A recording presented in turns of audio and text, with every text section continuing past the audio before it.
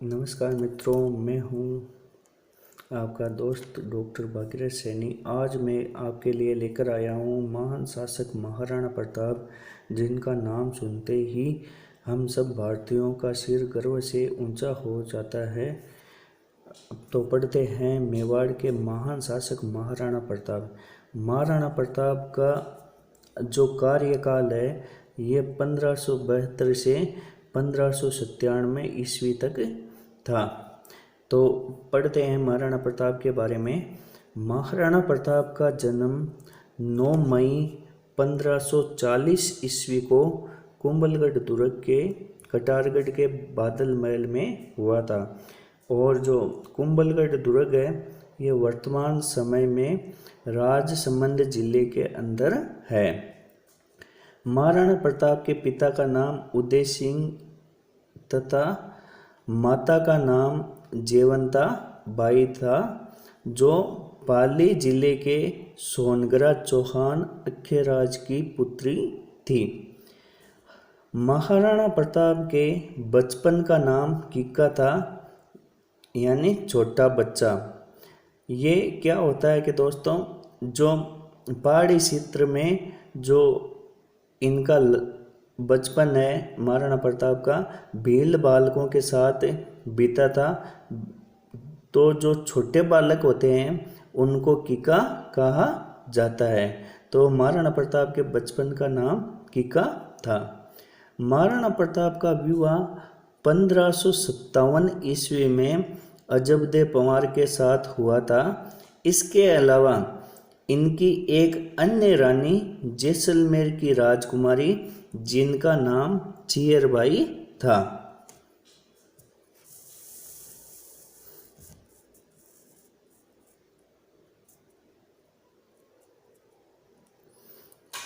महाराणा प्रताप के पिता उदय सिंह का भटियाणी रानी, जिनका नाम धीरबाई था, के साथ विशेष अनुराग था।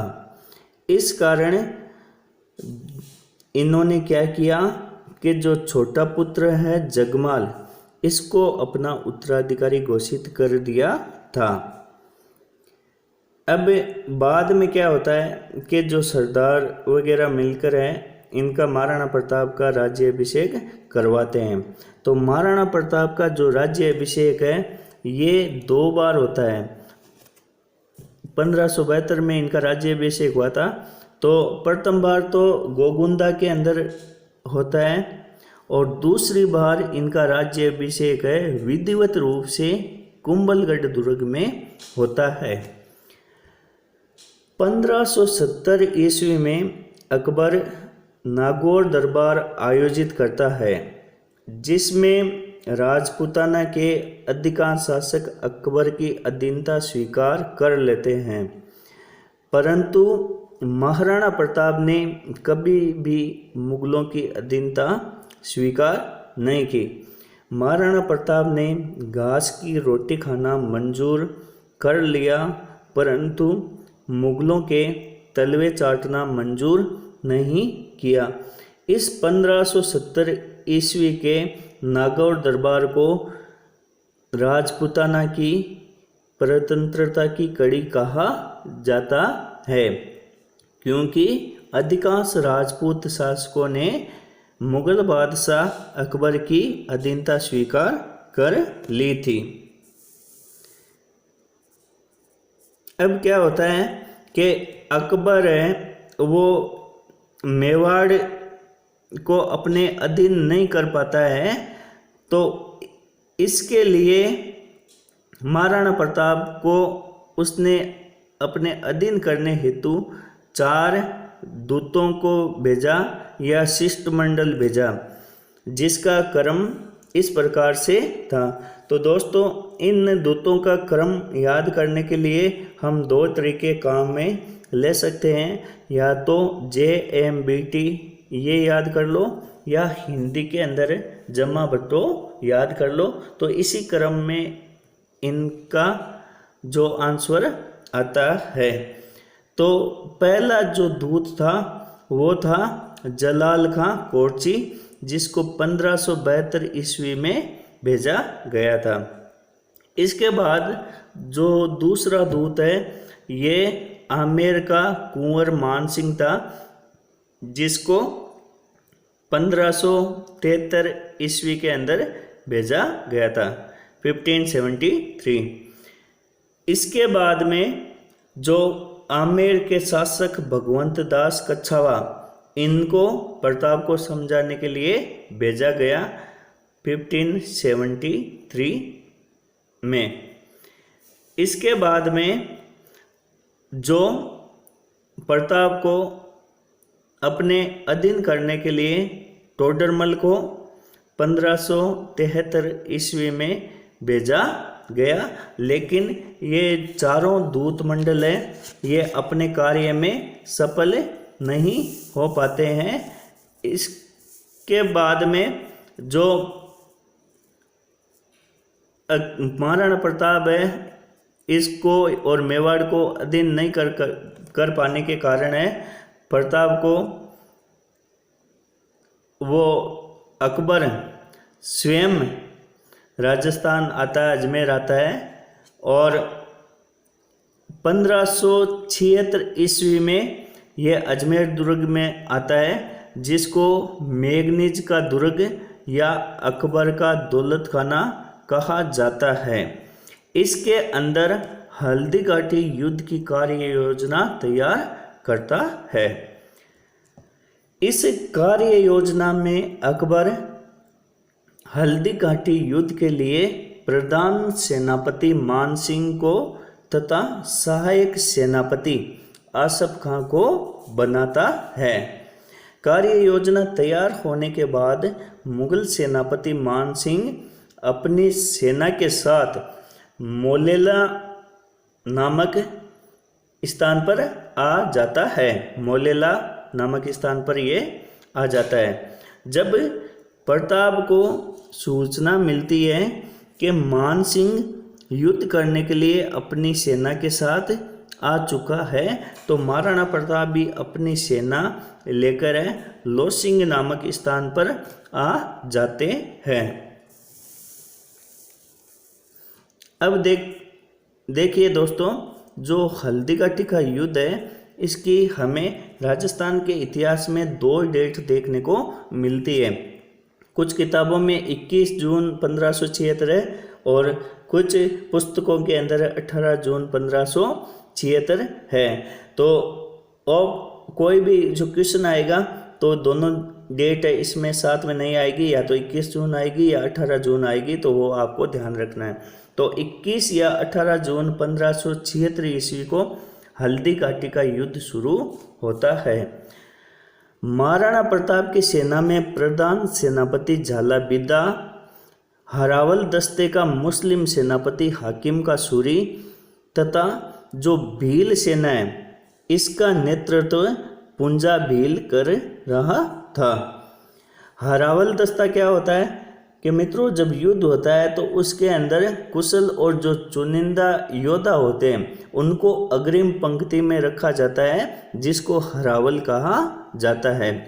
इसके अलावा जो मुगलों की सेना है उसमें प्रधान सेनापति मान सिंह, हरावल दस्ते का सेनापति जगन्नाथ कच्छावा तथा सहायक सेनापति आसफ खां था। इतिहासकार बदायूनी स्वयं भी हल्दी घाटी युद्ध में मुगलों की तरफ से लड़ रहा था। इस युद्ध का वर्णन उसने अपनी पुस्तक मुंतख उत तवारीख में भी किया है। इसके अलावा हल्दी घाटी युद्ध में हाथी भी लड़ रहे थे, तो महाराणा प्रताप की तरफ से 2 हाथी युद्ध मैदान में थे, जिनमें एक का नाम राम प्रसाद और दूसरे का नाम पूर्णा था। इसके अलावा जो मुगलों के हाथी है उसमें एक का नाम गजमुक्त और दूसरे का नाम गजराज था।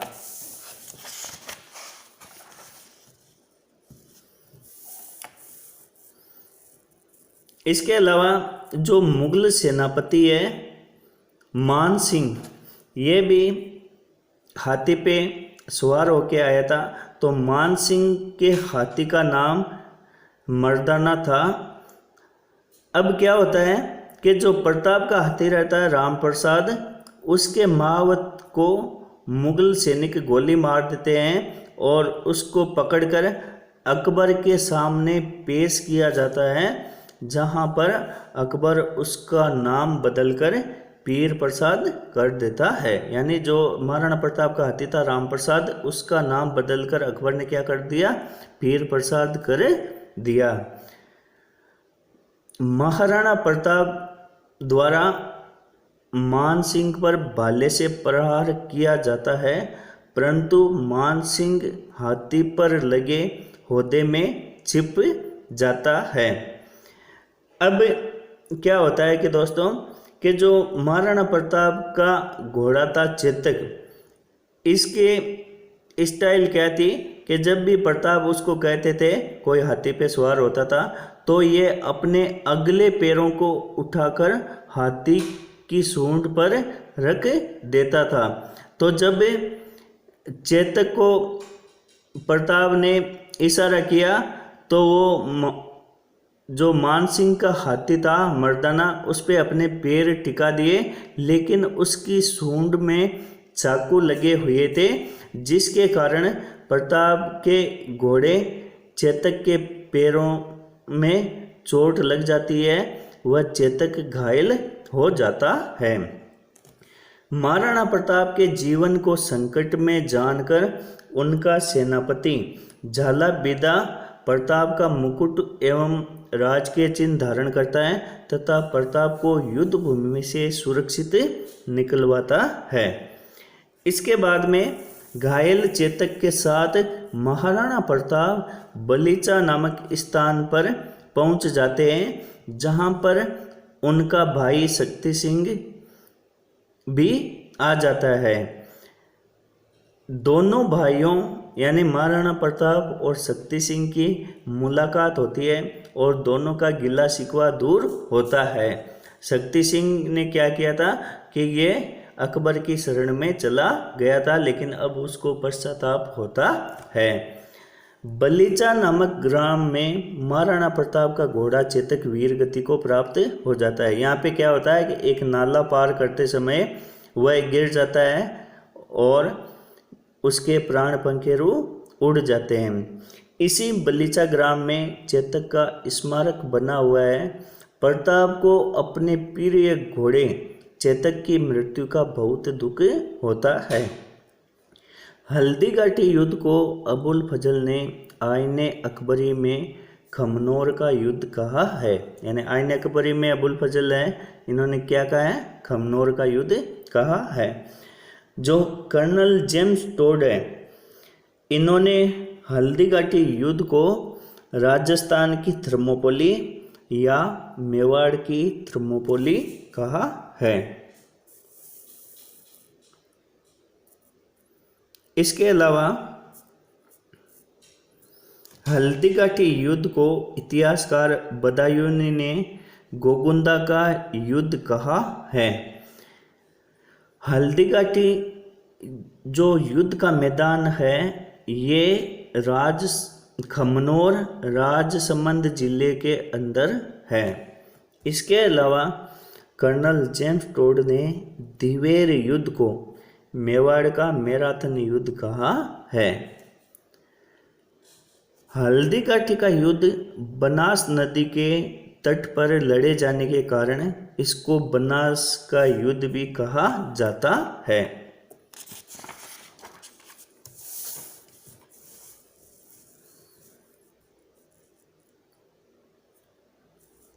पंद्रह सौ छिहत्तर से 85 ईस्वी तक अकबर मेवाड़ पर अभियान चलाता रहा, परंतु अकबर महाराणा प्रताप को अपने अधीन नहीं कर सका। यानी अकबर है अपने जीते जी मेवाड़ को अधीन नहीं ला सका था। 1585 ईस्वी से 97 ईस्वी तक प्रताप ने मेवाड़ के अधिकतर भागों पर अपना अधिकार जमा लिया था। महाराणा प्रताप की मृत्यु 19 जनवरी 1597 ईस्वी को धनुष की प्रत्यंचा चढ़ाते वक्त हो जाती है। यानी वो धनुष की प्रत्यंचा चढ़ाते हैं तो उसकी चोट के कारण इनकी मृत्यु हो जाती है। इसके अलावा एक तथ्य ये भी है दोस्तों कि जो महाराणा प्रताप है के जो पिता है उदय सिंह जी, इनकी मृत्यु होली त्योहार के दिन हुई थी। महाराणा प्रताप की छतरी बांडोली नामक स्थान पर बनी हुई है। तो ये थी मित्रों महान शासक मेवाड़ के महाराणा प्रताप के बारे में जानकारी।